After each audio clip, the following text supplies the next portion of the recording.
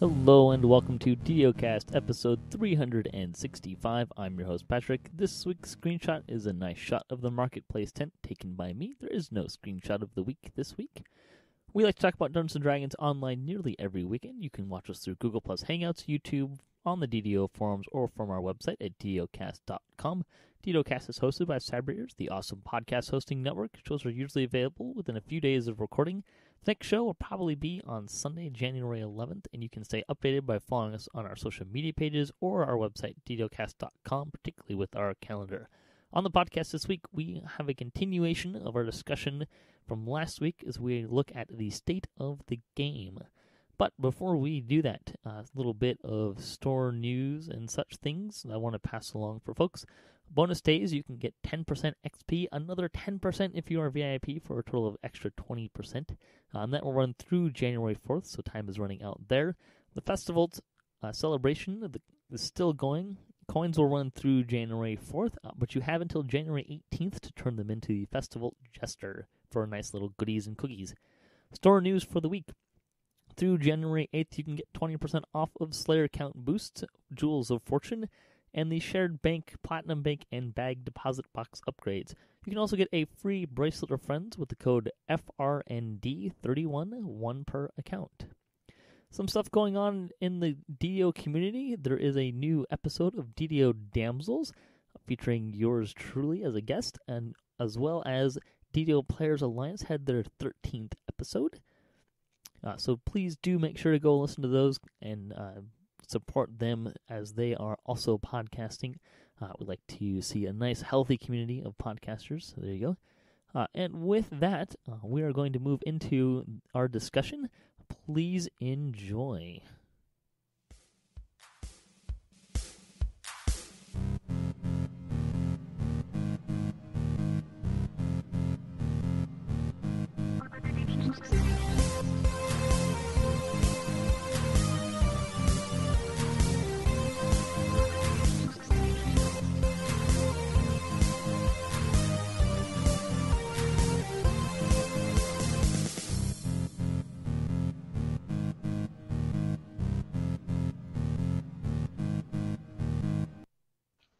Hello and welcome to a special DDOcast roundtable discussion.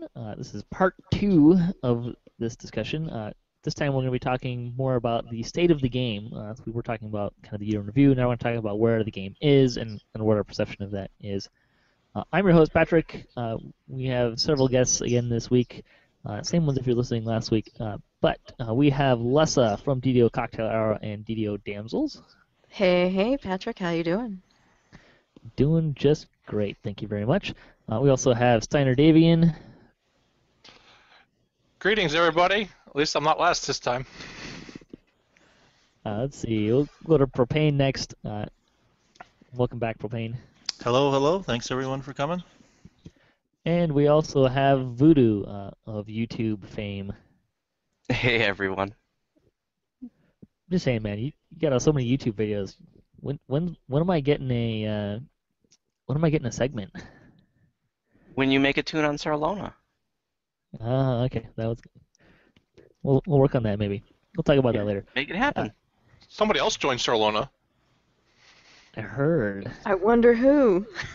Hey, anybody wants to be in my videos, you guys, anybody listening, you just send me a tell. There you go. You want to be famous, you can join Voodu's videos. It's not going to make you famous. You should make a contest out of This it. podcast will make you famous. I don't know. As far as I can tell, there's probably less than 1,000 people actually watch this. So, we are all famous for less than 1,000 people, probably. Hey, but we appreciate all of our listeners very much. All right, let's get down to business. We're going to talk about the state of the game.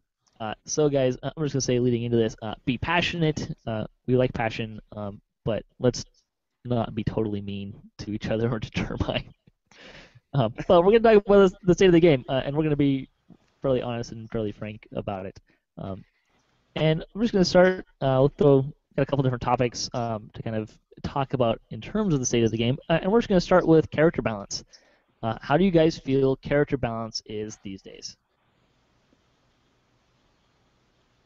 I'll go out there and say since the changes to the Armor Up pass, I think it's really helped balance some of the melees and arcanes. It used to be a really night and day difference, and now it's a little more level. Yeah, the addition of melee and range power kind of, I wouldn't say completely equaled the playing field, but it certainly brought the two much closer in parity.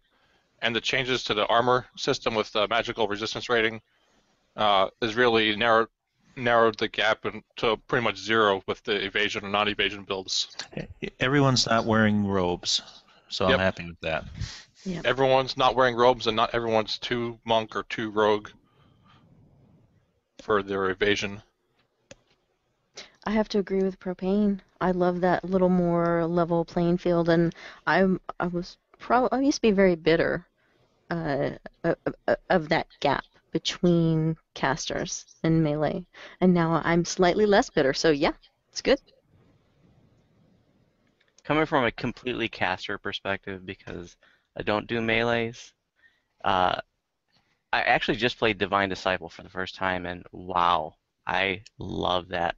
But and having done this True First Life project that I'm working on right now, made me realize how badly Favored Souls are in need of an enhancement pass. Like they have no SLAs, and you compare that to like Divine Disciple. I mean, Favored Souls being a premium class really need something to show for that. I know that Turbine, I can't remember what they're talking about doing a pass to Druids and a pass to Favored Souls. I don't remember which one was first. I think it was Favored Soul, and then they were going to look at Druids. Now here's a little bit of the meanness coming out. Instead of adding or doing enhancement passes on classes that needed enhancement passes, they introduced the Harper Agent enhancement tree. It's a fair point, although I know a lot of people really like Harper Agent, and it does open up some different build options and stuff like that, so that's a good thing. But yeah, that's certainly a concern. And I mentioned this before, we talk about classes and enhancements. I think the races themselves could use a little bit of a brushing pass, because I think some races are at a much disadvantage compared to other races, regardless of what build you're looking at. Yeah, I don't really spend a whole lot of points in any of my racial trees. The only one I do is Warforged. I really like the Warforged tree, and it really works because my Warforged is a barbarian, or one of my Warforged is a barbarian. But that one, he's all the way up to the top tier and gets the weapon buff, which works really well for him. But Well, that other helps than that, supports I the don't do a point lot. if no one's spending action points in the trees, they could use a little love. I Yeah. love the human tree, and I just did 3 Morning Lord lives too, and I thought that tree was pretty nice. Well, that one works really well for. I know Lich really likes the Sun Elf tree. He really utilizes that, as I recall, as well for some of his builds. So there's a few that are out there that are really helpful. The Blade Forge works pretty well for some self healing as well. So there are some of those. Let me ask this: what class do you think is in most need of a little bit of a balance pass, whether it's through enhancements or something else, or race, class or race? What do you think kind of needs the most help?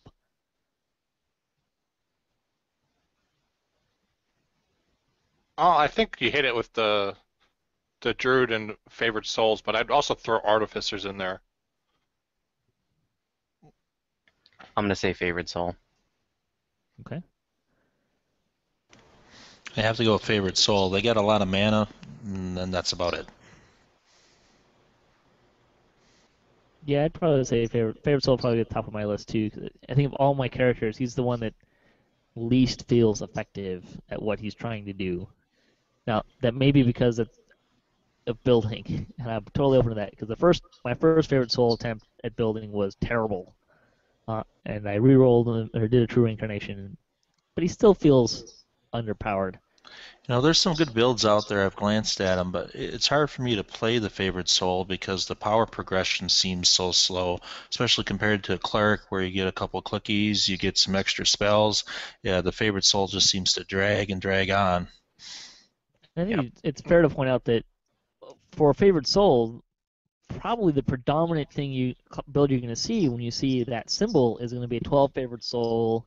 What is it? 12 favored soul, 6 wizard, 2 monk, something along those lines. More of a Sharadi caster kind of build, less of an actual favored soul, or what you would think of as what a favored soul is going to be doing. Yeah, I was gonna say I don't think I've seen a pure level 20 favored soul in a very long time, if ever. I think it was a Ghost Striker, I think is the name. He's got a pretty good build he's posted out there. I've glanced at, but I haven't made one yet. But I think that's one of the first, they're only pure ones I've seen. So let's talk about server population for a little bit. What do you guys sense about how the server populations are these days? I don't think they're terrible during prime time anyway. They're going to be a little bit harder to find groups during off-peak hours. I pretty much mostly pug, and I don't. What server are you on? Just for On reference. Solana. Oh, you're Solana too. Okay. Yeah. We have three people from the play primarily on Solana here. Yeah. But I definitely hear people saying that server populations are low. But I think part of it is how people are trying to group. If you're grouping exclusively in channel and your friends have gotten bored and moved on to the next new big MMO out there, then yeah, server populations are going to feel low. Well, I agree with you, Steiner, on the grouping comment. When I log in, I check if guildies are busy. I check if my friends are busy. I give a shout out in my channels, and then only then will I post an LFM. So I can see why the number of LFMs are down as the game gets older and people get their groups of friends and people like running with. You just don't use that option as often. I'd say Kyber seems to be doing fairly well, although I have a fairly large group of folks that I can kind of touch base with to start a group with. I'd say like having bounced around through the different servers a lot over the last couple of months, just kind of checking. I have a tune on each character or on each server named DDOCast 1 that people can send stuff to if they want to give prizes for the show.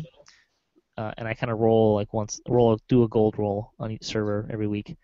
But Wayfinder in particularly has a really small population based on just kind of doing that. And they've historically had a low population too.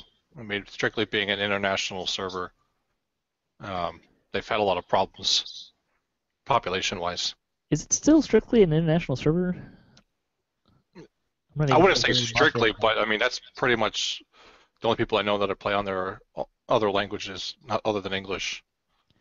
Yeah, I don't know. I haven't really looked at that in a while. So, but there we go. Anyone else have anything they want to say on server populations? I think Lessah is probably the most traveled amongst the servers. I am a woman of the world. So what servers don't you play on? So anyway, Exactly. I don't pug though. I don't think I can really contribute to this discussion. I love the pug. I don't pug. It's so unfriendly. Predictable. I have to say, it's me. People are not nice. I pugged a shroud today, and I have to say that's the longest shroud I've done in years, because it was like an undermanned pug, and the DPS just wasn't there, so Harry took like 6 rounds in like 20 minutes. I think I was in that group. I'm serious, because I just joined a six round pug just a few days ago at Shroud. Wow. Was this on your first life, guy? No, but I did pug out an abbot as my capstone video, and we had 9 people, and some of them had low hit points, and it was a long abbot, and we just barely squeaked by. Well, we got completion. That's good. I just spoiled it. But so yeah, I mean, I primarily play on Solana. I've played on Solana this whole time. Pretty happy with where the population is, especially considering that Well, I should say I'm really happy that Sarlona is the default server because we're definitely getting an influx of new people. Awesome. Uh, I just finished a 1 to level 20 video project on Thalanis, and everybody I met was so nice and so awesome, but the population as a whole, in terms of numbers, it seemed pretty slow compared to even Sarlona before we've got this influx of new people. And I looked at the WHO list at various times throughout the day, and it just doesn't seem like there are that many people on Thalanis. So this kind of navigate this into a transition here to the divide between endgame, power gamers, and new player. How is that working? What's it like? What kind of divide is there in the player base do you see these days? So I'd say maybe part of my perception of the server population of Kyber is, I'm mostly in Epic, and there's always a lot of folks running in Epic. Do you think that if you're running in Epic, there's more people that you can run with versus Heroic? What's that look like? Well, there's definitely more people you can run with in Epic quests with the change to the power leveling mechanics and level requirements and/or quests in Epic compared to Heroic, where you're strictly tied to running with people no more than 4 levels higher than the lowest person in the party. So that dynamic right there is huge in terms of your perception as to how many people are available to play within any one given time based upon the character and level you're currently playing at. Do you think it's time that we get rid of that requirement in Heroic? Just throwing it out there. I am really torn on that because it would be really cheesy to have, a level 19 guy running your level 1 character through every single quest on Elite, and power leveling them, but at the same time, well, we can already do that with the auto boxes. Well, too, I'm making a distinction here. I'm asking if we should get rid of the level power leveling part. I mean, you still have to observe quest level compared to the level of your high level character too. So there does seem to be some double dipping going in there. That I like having some sort of limitations, but it's pretty tight right now, especially when you throw in Bravely bonus on top of it. So there are definitely people that work hard to keep that level range pretty tight. And if you'd open it up a little more, even if you got 25%, put the minimum XP that you get on there, some sort of a floor, so to speak. But I don't want to see it going away. It keeps the game challenging when you got to have some thought while you're playing. All right. I mean, people say the game's really easy right now. I think if we loosened it up significantly, we run the risk of just making it, why even bother playing?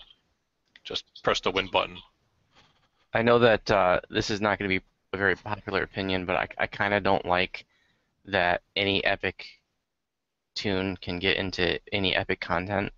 I was recently put in a position where, I'm a leader in my guild, High Lords on Sarlona, and I was kind of put in a position where I had to tell some of my guildies that, for Mark of Death, like, we basically drew a line and said, you got to be level 25, because there came a point where we were struggling a little bit. A lot of the guys that were just, some of our more hardcore players were blitzing the raid at first, but now they have everything they wanted, and they're not running the raid anymore. And so after some of those players weren't running that raid anymore, we were struggling a little bit for a while. And that's a level 30 raid? And you can get a 20 or 21 in there? That just doesn't work. I mean, I understand that some players can go in there and be okay, but generally speaking, I don't like that a 20 or 21 that can get in that raid, in a level 30 raid. Well, is it necessarily a problem, or is that, you can self-police that? Yeah, you can, but maybe it's just I'm kind of in a peculiar situation where, as a leader, I'm having to be like, you can't. I don't like telling my guildies that they can't join the raids I'm hosting, but I was put in that position where I had to. That's fair. I think maybe I'll take that and we'll talk about endgame. Or actually, before we go there, how do you think the game is for a new player? Is it still accessible? Is it too limiting for them? How are we doing with being accessible to new players? I mean, I'm not at this point. I'm not sure what else we can do to make the game more attractive to new players. It certainly can't get much easier. Yeah, the game's 8 years of old, so what, eight, almost 9 years old at this point? Yeah, outside of maybe some advertising, it's been a long time since I've seen advertising. It seems to go in spurts every so often. But there are definitely new people playing the game. And like I said, on Sarlona, you definitely see a lot of ungilded level 1, 2, 3, 4 people running around. So it appears to be at least somewhat of a consistent flux of new people. Yeah, I mean, I guess the one thing that any game really could do better is strike the balance in character power between the haves and have-nots, a little bit better, because the devs have such a hard time balancing the game for those two player types. If you make the quests too hard so that it's difficult for the players to have all the top end gear and they're completionists and they have everything they could ever possibly want, then the game is almost unplayable for the new guy just starting up. And I don't think they really did any favors with introducing the iconic characters in that regard. New player comes in, he wants to play with his friends who've been playing for 8.5 years. He has no idea what he's doing. Those characters are going to be under-equipped for the content that his friends are going to be wanting to play. And you're probably actually driving them away because the game's inaccessible in that regard. But if you make it hard for them, go ahead. Just so I devil's advocate a bit, would you say that the normal hard elite structure is kind of geared towards bridging some of that gap between the haves and the have-nots? Like the haves would kind of generally be more in the elite and hard, where the have-nots would kind of more on the normal spectrum? It does. It helps to address that issue, yeah. I would say, but not entirely.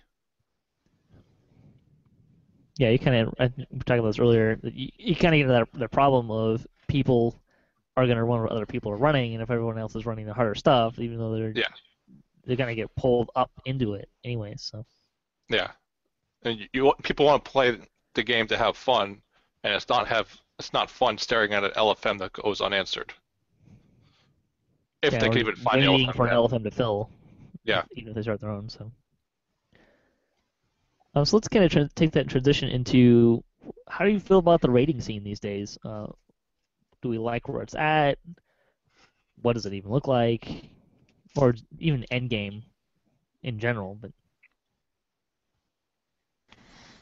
Well, I still think the rating scene needs some help, and I think back to when level cap was 20, you had several characters cycling through all the raids. That was a big part of the game. Right now, there are fewer raids, and because of the raid timers, people will blitz through those raids in a couple of days, get what they want, and stop, instead of once a day or once every 3 days. So I think the combination of lesser raids and the raid timers is, if you're not on that initial train the first week or two it comes out, you have a hard time catching up. There were 3 raids this year. I mean, that's a fair number. It's probably the most raids we've had in years. 3. I mean, I think we had it a few times before, but we did have 3 raids. Yeah, that's awesome.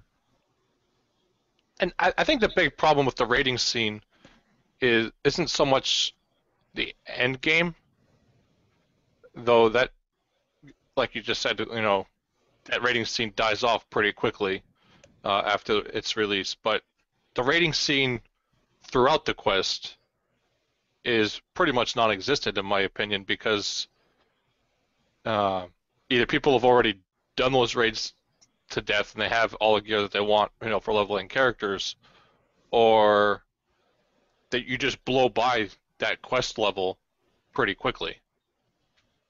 How often do you run like Vaughn 5 and 6 at level?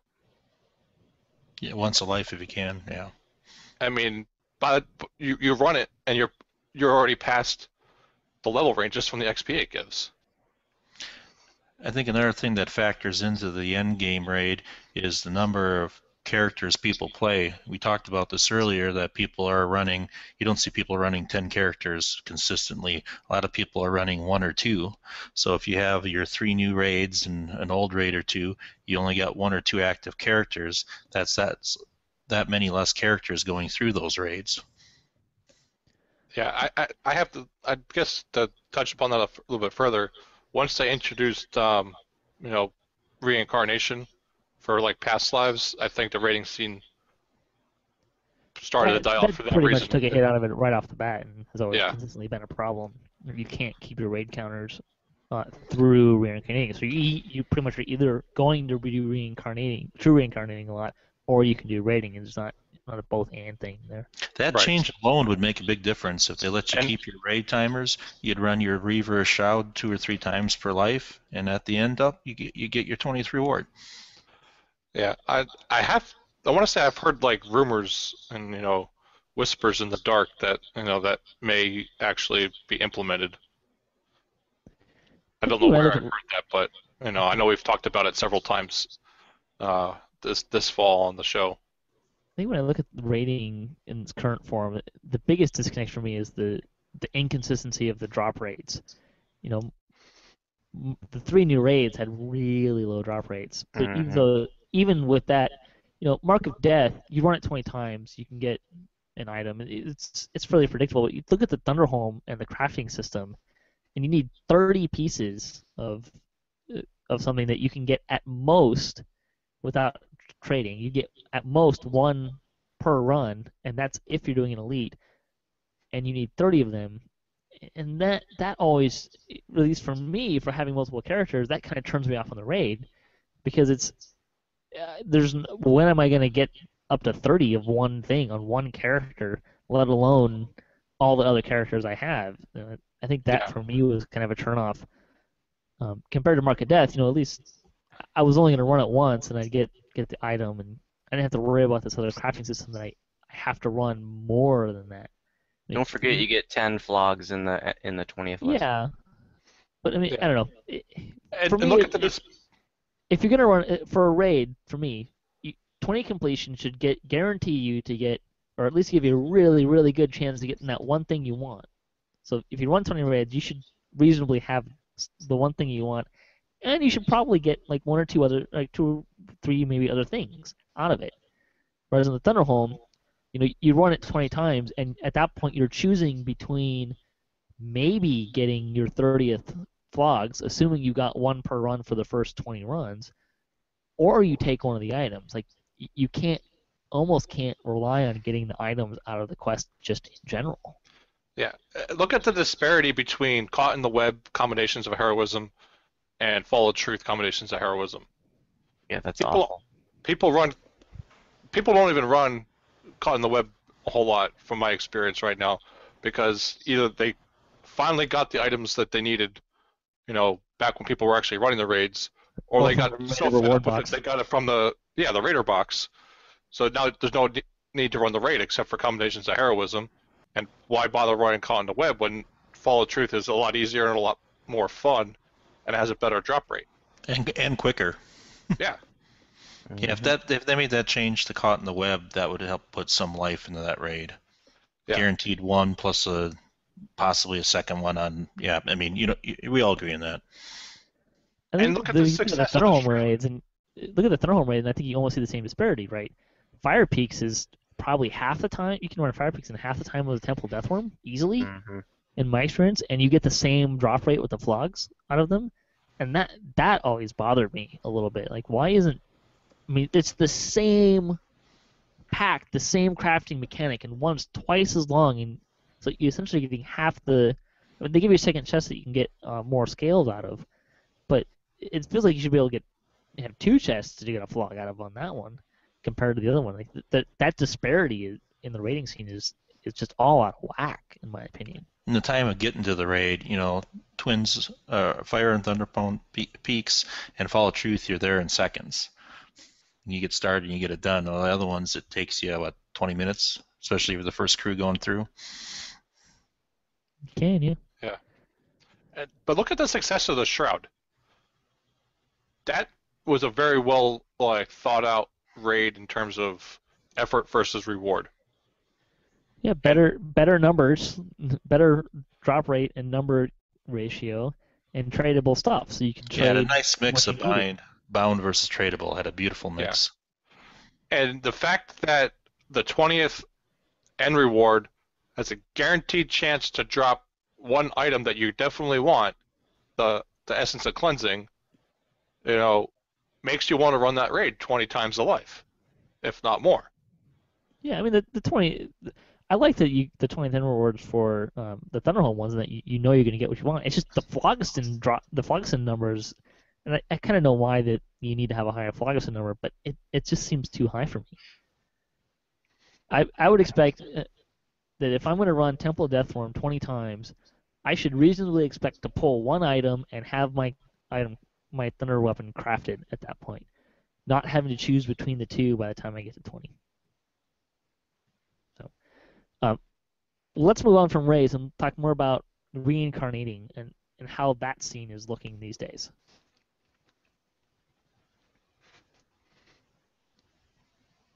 I would say Epic Reincarnating is doing really well. Yeah, because I think people who did Heroic Reincarnating when it came out have pretty much finished their Heroic Reincarnating plans by the time Epic Reincarnation came out. So that's the next logical step for them.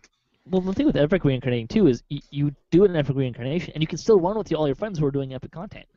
Right. Which And you makes keep your flagging status, which is huge too. You don't have to reflag for stuff, so you just take off and go. Yep. Whereas True Reincarnation, then you don't really get to run with so many people. You have to find people to run with. You have a small group of people to play with. So there is that disconnect there in terms of why you can do it in one but not the other. That being said, you're not going to be wanting to run, level 20 quests with your brand new level 1 character. That being said, there's not much of a power difference between a level 20 and a level 28 because all the power comes in the destinies that you're in versus the power of a level 1 versus a level 20 character.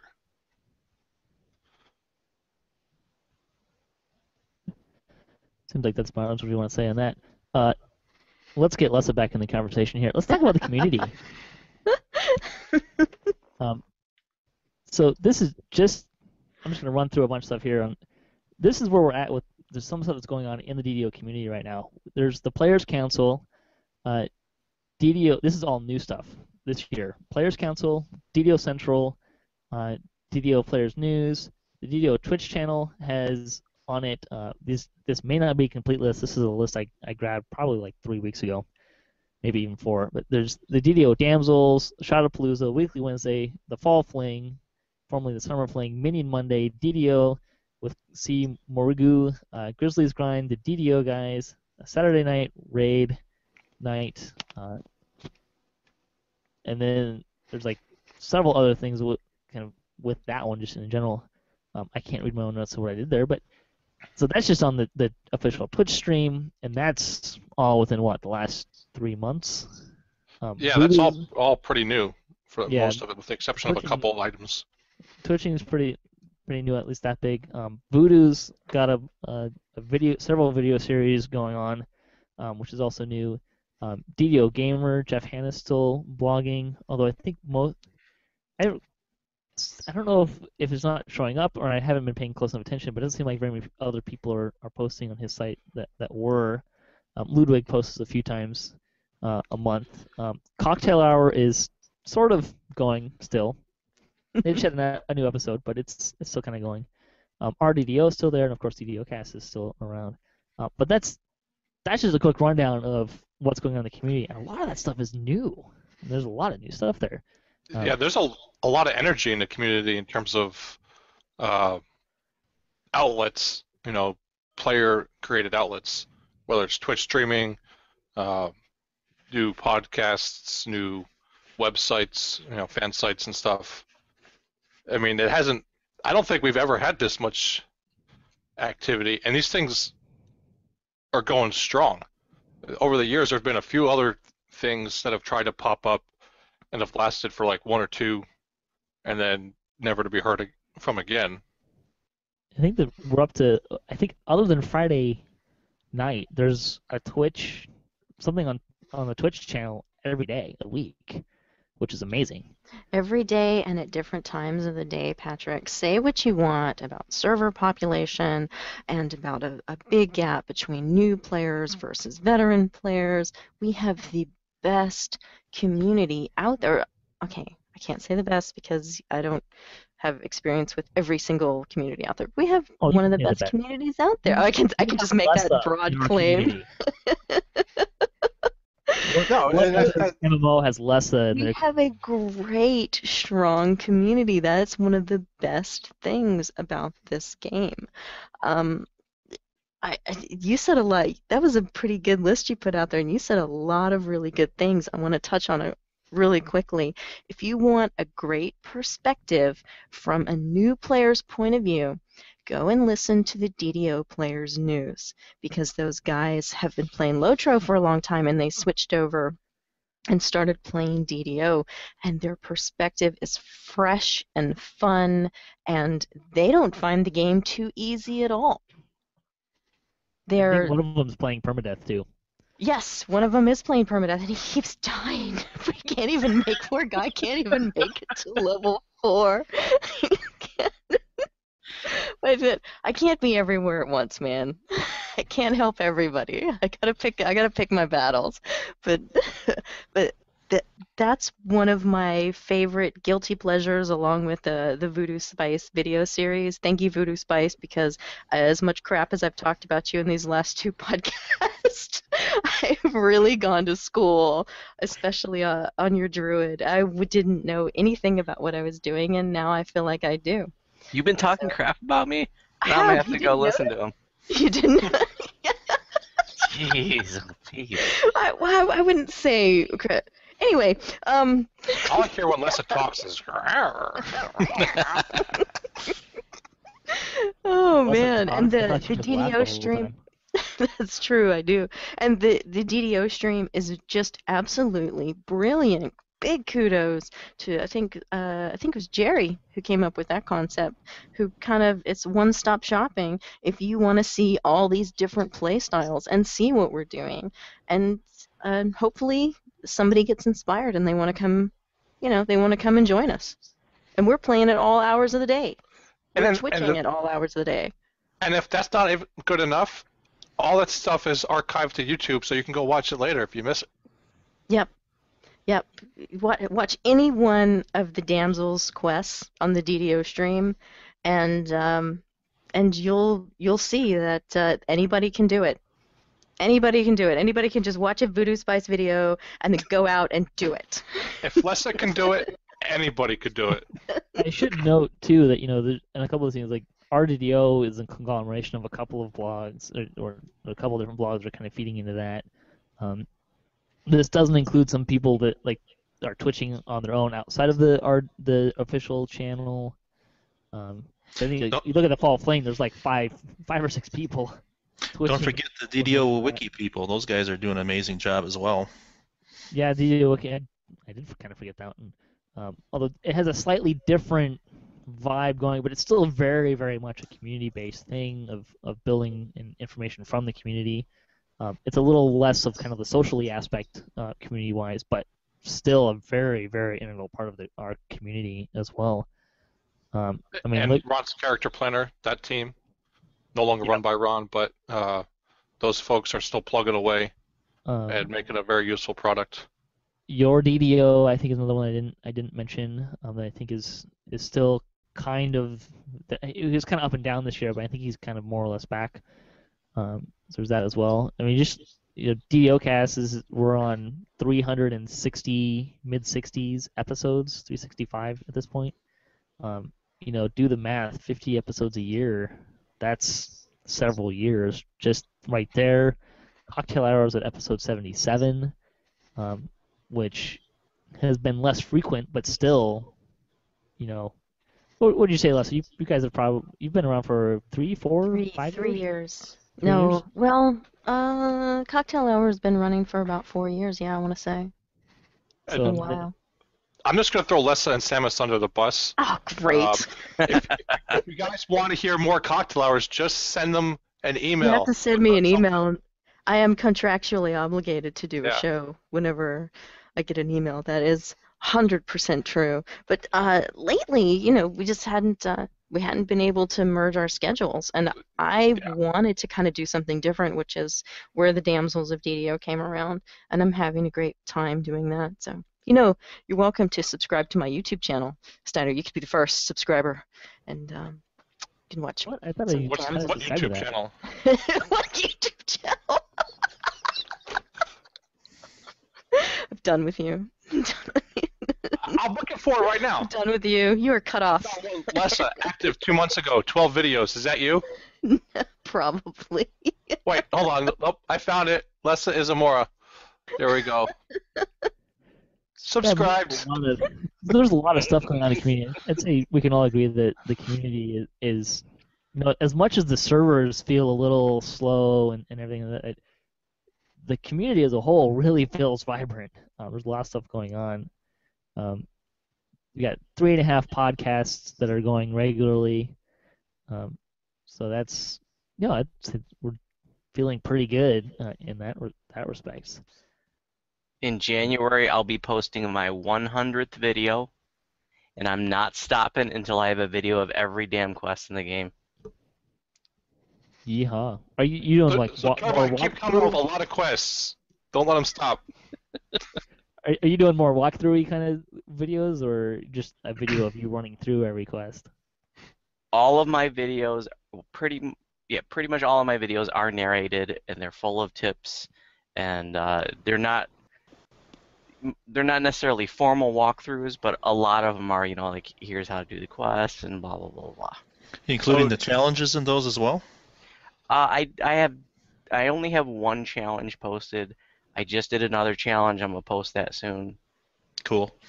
So none of these videos are going to be, they've already finished the quest and you're joining them late and you just zip through it to the end and... No, most of them are me soloing. Good. It's the way to do it if you want to do a walkthrough, if you can get away with it. I will say, I wasn't necessarily planning to do this, but I'll let the cat out of the bag here a little bit.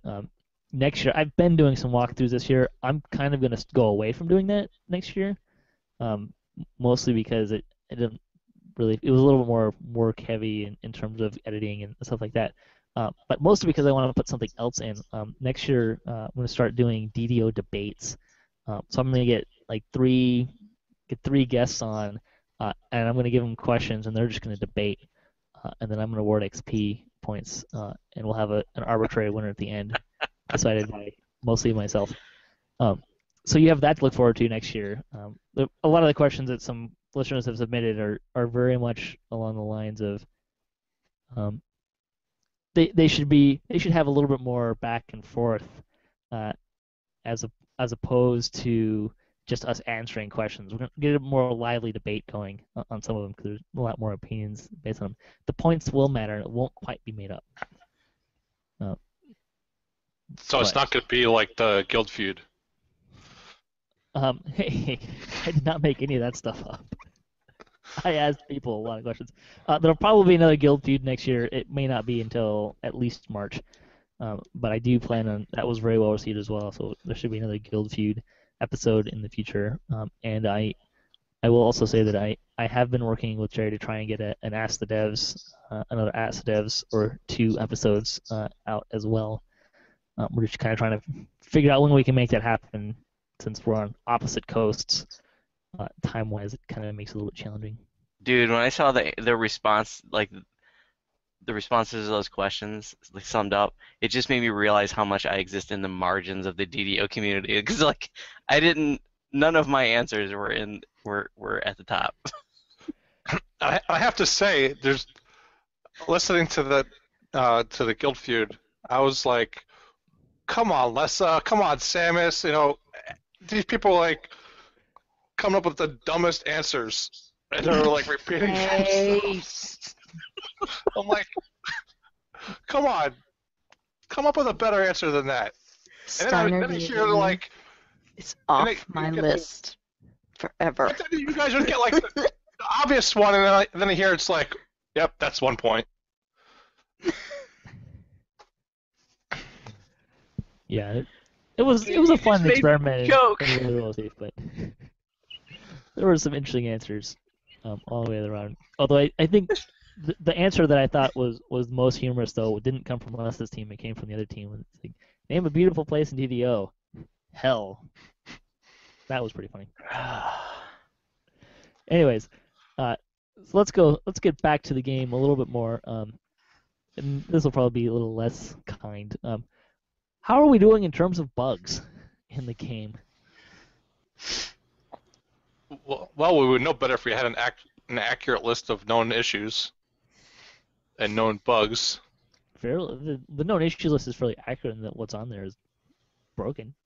Well, right, but there's so many things that we know are broken that are clearly not on the list. I should say that they've said on numerous occasions that sometimes there's stuff that's not on the list because they want people to submit more bug reports on them. Then, so they're just gonna then put that put out it on a separate list. You know, if it's not on the list, as far as we know, then you guys don't know anything about it. That's fair. So, but what do you guys think? How do you guys feel about where the number of bugs that we have in the game is? Do you feel like they're doing a good job keeping on top of that stuff? Are they fighting a losing battle? Do they need to do better? How do we feel about where we're at with that? The recent hireling bugs is the ones that really have gotten me annoyed recently. Otherwise, there haven't been too bad. They always seem to take 2 steps forwards, 1 step back. But overall, I haven't had too many that's really affected my gameplay. The recent hirelings deciding to run anywhere at any time, that's really hurt my challenge farming. But other than that, It seems more like 2 steps forward, 2 steps back to me. Like we get some things fixed, but then we got some new bugs to deal with, and it never seems like they're gaining any ground, and I would like to see them put a little more effort into fixing some things. I would say that at least in terms of bugs, the stuff that I feel like really actually impacts my play tends to get fixed pretty quick. And it seems to be fairly minimal. It tends to. I felt like mostly this year it's been fairly minor things that kind of came up, and even there's some that was like more impactful. I was able to get in touch with the game manager and get it fixed pretty painlessly as well. Particularly in compared to, I had this year an instance where I epic reincarnated. I reincarnated. I don't remember if it was all the way down to a true or an epic. I think it was just an epic reincarnation, and all of my Destiny XP got wiped in the process. And I had that happen before when the process was kind of early on, and the difference in how fast each of those was rectified was light and day. I mean, I was done within 20 minutes of the second time around. It was all fixed and done and great compared to the first time where it was probably more like 45 minutes before it all got sussed out. This is the 3rd or 4th time I've heard about that just in the past couple of weeks. That bug happening to people. Yeah, I mean, if it happens to you, contact the game manager. In both cases, it was really quick and easy. There's another. I heard about a guy that had his tomes get wiped. He got in touch with game support, and they took care of it, and he was really happy with it as well. I know that that's not everyone's experience with everything that happens. There's plenty of things where I've contacted game management about and haven't really got a satisfactory conclusion to that. But I've also had some really positive experiences as well. So. when the mirrors were just released, I had a bug where it didn't copy the image right, and it was 15 minutes. Game manager came in. I told him I lost 2. He gave me 3, and I was up and running. So that was a positive experience I had recently. I have to say, overall, I haven't really been affected by any bugs too much. I've more been affected by the capital E, and that really kind of ticks me off that systems come out and it's immediately exploited. So where's the QA testing that's going on? Why are they waiting so long to fix things that they know are out there being exploited. It has Is it- certainly been some things in there that have been problematic for a while. And then why aren't they taking extreme measures to discipline that stuff? I mean, you just look at the shard exchange right now. Amen. It's nothing but duped items. That is certainly a challenge, which we're going to talk about some challenges for the games facing in a bit, so I don't want to get too far into that. But I want to transition from talking about bugs. Let's talk about game performance and how well the game, specifically lag, is kind of what we're talking about, game performance. Just this is not necessarily completely, so this is what I pulled out of the release notes that has come out this year. Update 21, they changed the lighting effects. This was back when they made it so that certain spells like the Lantern Archon didn't cast light. There were monster AI adjustments for being aggroed and taking damage in Update 22. There were targeting adjustments made in Update 23. There are some adjustments specifically to Fire Peaks and Deathworm also in 23. And then they just recently made some adjustments to Shadow performance in Deathworm with Update 24. How do you guys feel about where we're at with lag at this point? Overall, I'd say we're pretty much in the same spot, I think. I mean, the changes to the lighting effects, I didn't notice any game performance increase at all on my end. I've heard that they have all the data when they've looked at it to show that it really does create lag in the game, but I don't notice any improvement on it. That was like beginning of the year too. Yeah. Just for reference for folks. Yeah, the preloader is the only thing I've noticed that made a real big difference. Before I'd log into a bank character, go make a sandwich, have a cup of coffee, and come back, and I'd be loaded in the world. Now it's just a fraction of the time. Yeah, I have to say that's one of the smartest changes they've made to combat that kind of issue. Though I did run into the double logon issue a couple weeks ago when I was traveling for work and trying to play it at night. That was a one-time deal though, and I haven't seen it happen since or heard of it. I would say in my perception, I would say the lag is worse. Not so much from a frequency standpoint, but from how catastrophic it tends to be. It used to be that you get lag and it would kind of be hitchy and it make it a little more difficult to play. Now it feels like if you get lag, it's like you're done. Like you can't do anything until if everybody dies or somebody dies, like somebody logs in or out, like it just seems to lock the instance down. Like you can't do anything. And that I find it like I can deal with a little bit of lag and hitchiness, but when you can't play the game at all, it gets really frustrating. And like I got to the point where I didn't want to run Deathworm anymore just because it was like every other run you'd end up in a lag lock for 10 minutes before you could do anything. And of course you're dead at that point unless a couple times it happened to us we were in gravity, so everyone just kind of went AFK for 15 minutes, came back, and everyone had to relog in. Just really kind of a downer in terms of taking you out of the game. I think lag's just one of those things that it's always going to be there in any MMO, and the more they fix it, the more sources of lag that they increase with the next update. I mean, I give them props for fixing some old stuff. Like, I remember 3 years ago, if you were doing a DQ raid at the end when she went to war, you just had to spam heals and hope you were alive when it was over. It just lag out so bad. So like we're not dealing with that anymore. But these last couple of months on Sarlona, anyways, I mean, I'll lock up for 5 minutes at a time just for no apparent reason.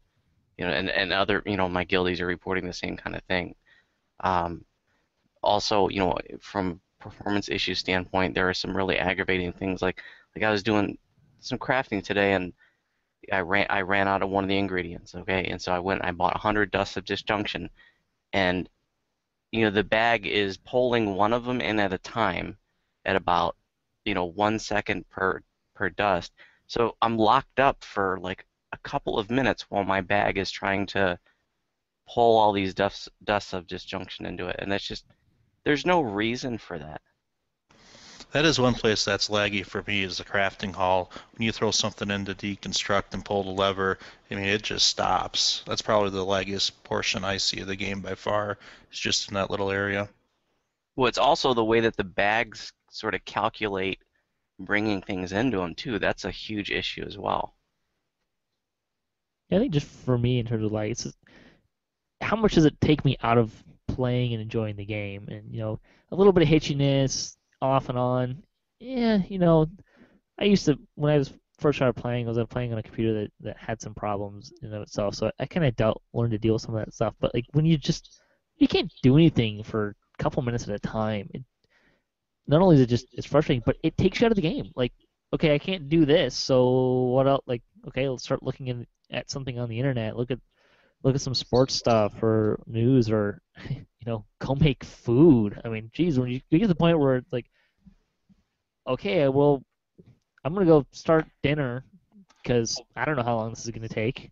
And Maybe when you stop looking at those adult sites. When the lag happens, your lag That's would just decrease. you, Steiner-Davion. That's just you. Hey, I'm just looking through your webcam, Lessah. That's all I'm doing. I swear. That's still on? Oh, dang. I agree with you, Patrick. A little bit of lag is okay. You expect it. It's going to space, give it a second. But a lot of lag, and especially if it's happening across the board. How many weekends has it been in the last few months where it's been a Friday night, I'm ready to play with my static group, and bam, we all get locked out.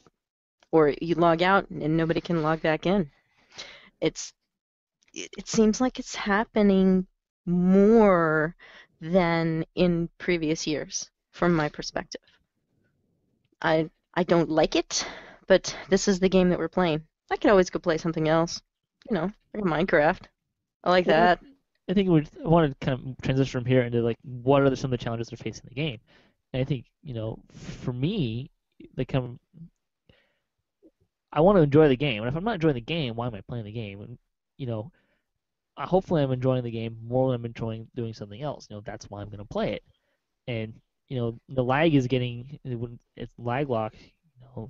I have a pretty thick skin when it comes to some of that stuff. So when I get to the point where I already said I stopped running Deathworm regularly. I only go in there right now if one of my guild raid, if our guild raid is going there, and it doesn't go there when I'm leading it. So that's maybe once a week, if that, that I'm running Deathworm these days.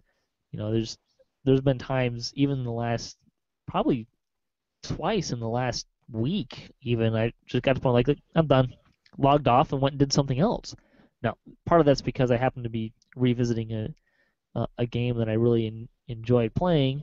That my roommate and I pulled out our old Nintendo systems and we've been playing some of that stuff. So part of that's because it's playing something I really enjoy. But it's still it's gotten to the point where this isn't fun anymore. I'd rather go do something else, and that's really concerning because I know people who have left the game because of lag. I mean that happens all the time. So I think it's one of the challenges it's really facing in the game right now.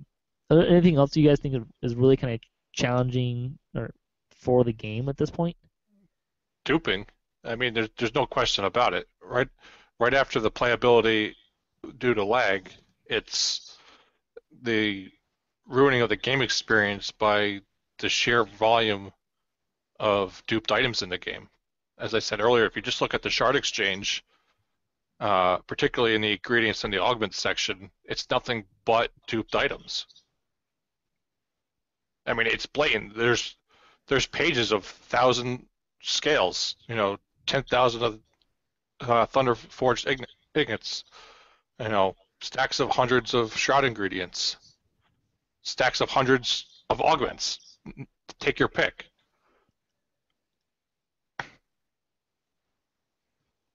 Anybody else want to chime in? They don't have to. The anniversary card event. I mean, look at that.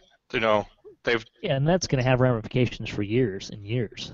yeah, they essentially had to break what they implemented to try to combat the duping process in there. You know, you can't put your dice in the bag now. You can't put your cruncher in the bag now. You know, you can only have so many cards in the bag now. Then just shutting the event down entirely. And then, yeah. Yeah. And, you know, I had a ton of cards just from the stuff that I had done, so just the amount of stuff that I came away with from it not even having gone through illegitimate means, you know, there's a lot of stuff there. So let's talk about some happier stuff. So level 30 is supposedly coming. I think they pretty much said this year we should get level 30 this year. What do you want to see at level 30? Any ideas? Go.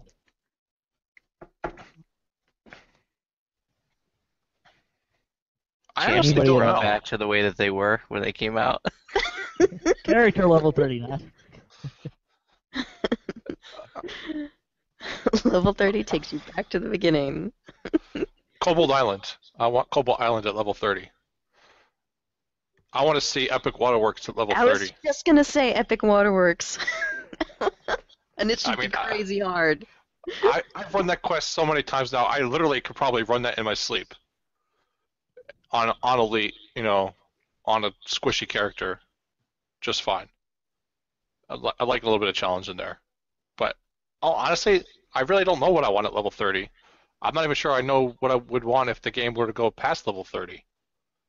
I certainly want to see more meaningful character progression tied to levels as opposed to the epic destinies themselves. But other than that, I don't know how that would look. I'll tell you what I want. What I really, really want. What I Tell me want. what you want, what you really, really want. What I want to see It's the sixth Spice Girl. in level 30. Okay, everybody wants Epic Shroud, and you know there's been a lot of ideas about how to do that. I'd like to see them add a part 6 that bridges the story between the Shroud and Tower of Despair. And I saw some really creative ideas about what to do for, you know, the prima facie thing to do is to add tier 4 to Green Steel, but I saw one person say, you know, put the ability to make a Green Steel into an augment so that you could take a Lit 2, for example, and turn it into a Lit 2 Ruby to put it on another weapon or another piece of gear. That was a really creative idea. We need Epic TOD, and we need Epic Hound of Zoriat and Vision of Destruction. All of these things would be incredible. I'm sensing a rating theme here. Well, those are all part of the same pack, with the exception of the Tower of Despair. Same storyline, at least. Yeah, they're all the same Devils of Shavra storyline. I mean, that's kind of the rating scene. Other than, I mean, we already have Epic at it. That's like half the raids right there tied to that one story. Yeah, pretty much. I don't know. I was thinking level 30. I kind of intend this question to be more about characters, not quests, but that's totally fine. I'm hoping that they have something that is compelling to be at level, stay at level 30. Like, make me want to stay at level 30. Make me think about that epic reincarnation. I really want to do that epic reincarnation. I had been throwing some stuff around with some friends. We were talking about things like maybe having some extra fate points. Just if you're at level 30, you get extra fate points while you're at level 30. Oh man, what else were we talking about? Like bonus, another feat, a couple feats that you can only get at level 30, or some options as well. But I'm hoping there's something like kind of unique and really fun and powerful.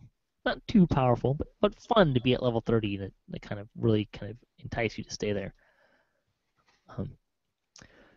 Let's see. We're going to go down to the last 3 questions. First thing, we'll just go around the horn here. One thing that you want to see get improved. And we'll start with Steiner-Davion. Lack of duped items. I want to see that improved.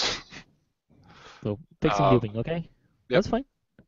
Or I would add to that, on the same stretch, discipline actions for people who exploit like that. Okay, Voodu. Allow me to be the broken record of the group. Champions, I want them back.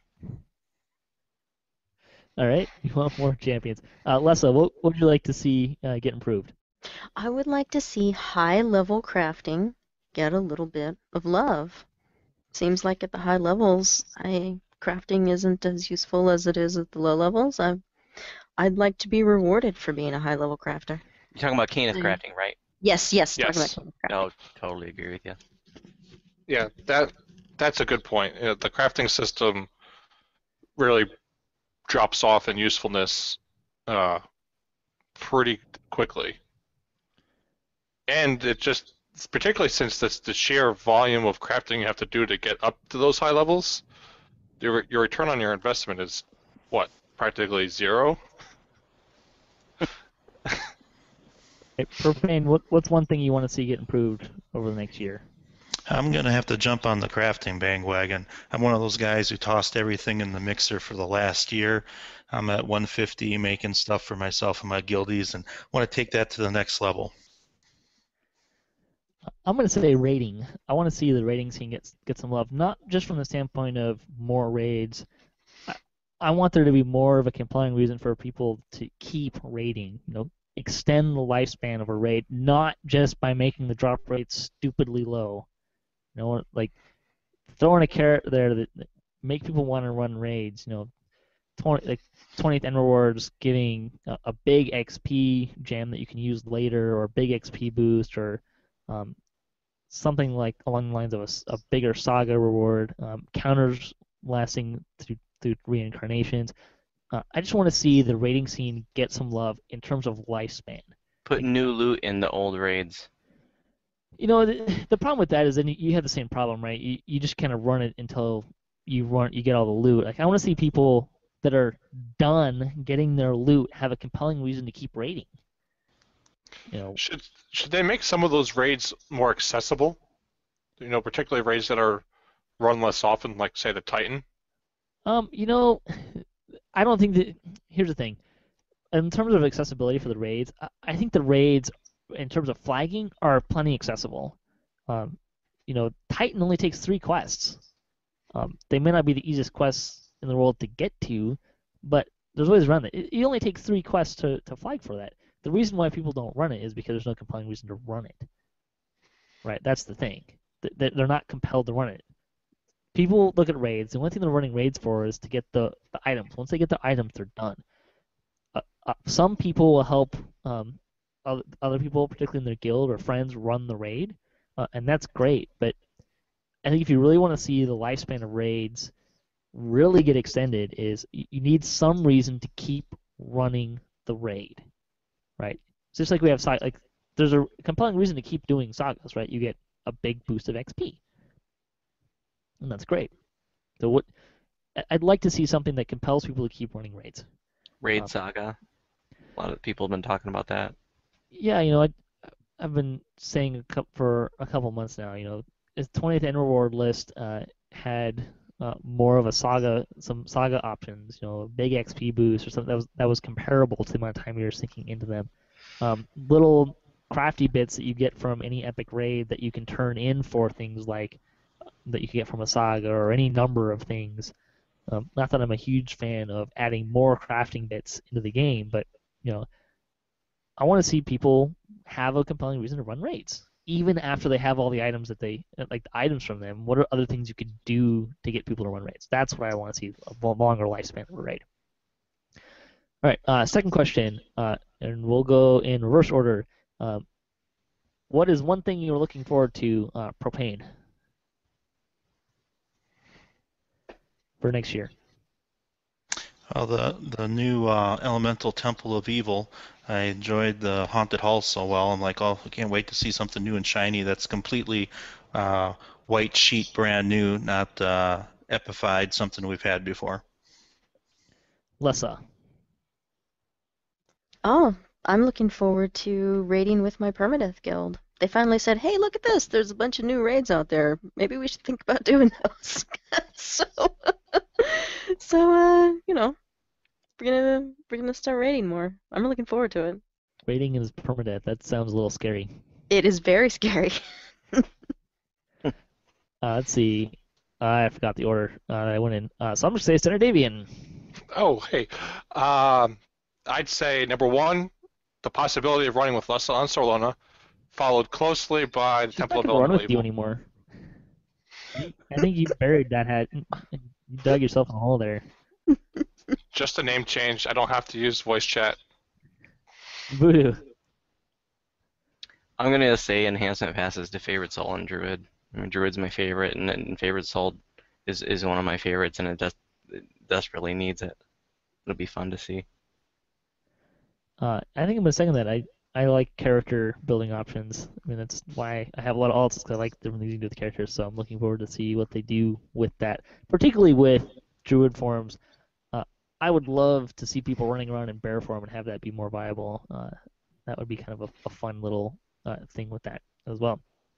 Okay, last question for the topic as we go around the horn. Is DDO in a better place than it was this time last year? And I'm going to phrase it this way: if 5 was staying even, 1 to 10, or 1 being worse, 10 being way better, 5 is even. How are we in terms of being in a better place this year? And we'll start with Lessah. I think it's in a better place this year. And I think it's in a better place because of the strong community that we have. Okay. Voodu? I'm gonna go with a 7. Okay, so a 6 being would have been marginally better. So 7 is the next step, and the reason why I say that is because last year we didn't have any raids. We had an expansion that kind of fell flat, and this year we got 3 raids, including Epic Abbot that everybody wanted, Haunted Halls, all sorts of goodies. I mean, I might even say 7.5 or 8, but somewhere in that range. We definitely have made some progress. Steiner-Davion. I'm going to have to agree with Voodoo there. All those things he mentioned would, if you take out the next thing I'm going to say, would put us close to a 9 or a 10. But the fact that the duping exploit problem has exploded exponentially this year really brings the game way down, in my opinion. And as Lessa said too, the community is carrying this game for me right now. There's so much activity throughout the community, in terms of promoting the game and just talking about it. That's all good, but there's just a few bad apples that are bringing us down. And Propane. I got to agree with the other guys. The fact that you get to 28 and there are things to do instead of Reincarnate, that's a good thing. So having the few raids, a couple more raids coming next year, we hope. I'm in the same boat. I think we're definitely noticeably better off this year than we were last year. Yeah, I'd probably put myself around an 8. And I'd say, the duping is a big problem. But I think, for me personally, I think the amount of lag locking is kind of more of a thing for me, because the duping, it's there. It mostly doesn't directly affect me playing the game. Whereas if I get a lag lock, I can't do anything. I'm not even playing the game at that point. I'm just kind of waiting for the game. So I'd say that's kind of where it kind of brings it down for me. But I think as far as content goes, it's a really great job with the content. There's a lot of variety, a lot of raids. Liked that a lot. So I would say definitely we're in a better place. We're going to close out here with a survey question from DDO Dude. If there was any power, spell, or effect you could have on a clicky, what would it be and why? I'll leave it open here. If anyone's is ready to go for it. I was thinking power word kill would be a fun one. It'd have to be a long timer or something like that, but like a one-click power word kill would be a lot of fun, because I kind of like using that. I get to pick one thing I want it to die, because it can be a pain in my butt. anyone else got a anything they'd like to see on a clicky?